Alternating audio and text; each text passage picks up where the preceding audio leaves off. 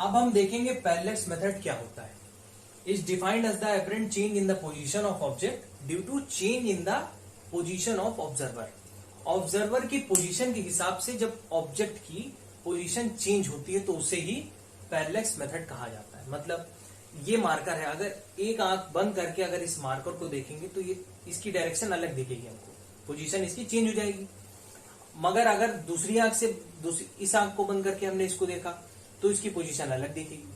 ठीक, तो हमारे ऑब्जर्व करने के तरीके पे इसकी पोजीशन चेंज हो रही है, तो उसी को पैरेलैक्स मेथड कहा जाता है। तो अब इसमें है क्या, जैसे मान लीजिए ये अर्थ का सरफेस है, ये जो लाइन बनी है ये अर्थ का सरफेस है। इस सरफेस पे एक ए पॉइंट है और बी पॉइंट है। ए पे हमने टेलीस्कोप लगा दिया और बी पे हमने टेलीस्कोप लगाया। अब दोनों को इस तरीके से सेट किया कि हमको एक स्टार की इमेज दिखे, मतलब ये स्टार है, इसको दिखाई दे। ठीक, इस तरीके से हमने ये दोनों टेलीस्कोप सेट कर दिए। अब ये एक तरीके का ट्राइंगल बना। ठीक, एक ये एंगल है, एक ये है और एक ये, θ1, θ2 और θ3, तीन एंगल बने। ट्राइंगल के तीनों एंगल का सम कितना होता है, 180।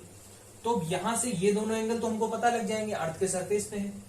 तीसरा एंगल निकालने के लिए हमको क्या करना पड़ेगा, θ1 प्लस θ2 प्लस θ3 इज इक्वल 180। ठीक, अब ये तो हमको मालूम हो गया, इन तीनों का सम 180 है। अब θ1 और θ2 ये अर्थ के सरफेस पे है, ये दोनों हमको पता लग जाएंगे। तो θ3 निकालने के लिए हम क्या करेंगे, 180 में से माइनस कर देंगे θ1 प्लस θ2, तो हमारा θ3 निकल के आ जाएगा। ठीक है, तो यानी कि ये दोनों एंगल अगर 180 में से माइनस कर देंगे तो हमारे पास θ3 आ जाएगा। अब हमको क्या करना है, अब हमको इसकी डिस्टेंस निकालनी है। अभी तक तो हमारे पास सिर्फ इसका एंगल आया। डिस्टेंस निकालने के लिए क्या करेंगे, हम ये जो ए और बी सरफेस पे था इसको हमने एक आर्क मान लिया, क्योंकि हम सेंटर से ले रहे हैं, अर्थ के सेंटर से ही इसका डिस्टेंस लिया था, तो इसको क्या मान लिया, आर्क मान लिया। आर्क की लेंथ कितनी मान ली हमने, बी मान लिया। आर्क की लेंथ को हमने बी मान लिया। ठीक है, अब यहां से देखिए ये जो है इस डिस्टेंस को, ये क्या है हो गया, एक सर्किल बन गया और सर्किल का ये क्या है, डी। डी क्या हो गया, रेडियस। ठीक, ए बी क्या है, आर्क हो गई, तो ए बी को हमने बी मान लिया, तो आर्क लेंथ हो गया। बी क्या है इसका, रेडियस।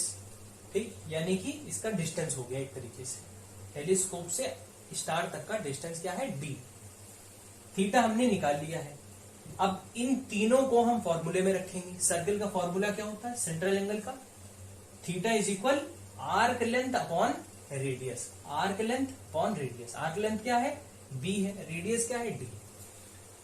अब डी क्या है, डिस्टेंस, तो डिस्टेंस को इधर भेज दिए तो हमारे पास डिस्टेंस का फॉर्मूला आ गया। तो किसी भी स्टार को अगर हमको पता करना है कि इसकी डिस्टेंस क्या है, तो ये हमारे पास फॉर्मूला इसका आ गया। यही पैरेलैक्स मेथड होता है कि ऑब्जर्वर के हिसाब से जो ऑब्जेक्ट की पोजीशन है वो चेंज लगती है, उसी को एपरेंट चेंज कहा जाता है। एक्चुअल चेंज नहीं, वो एपरेंट चेंज है।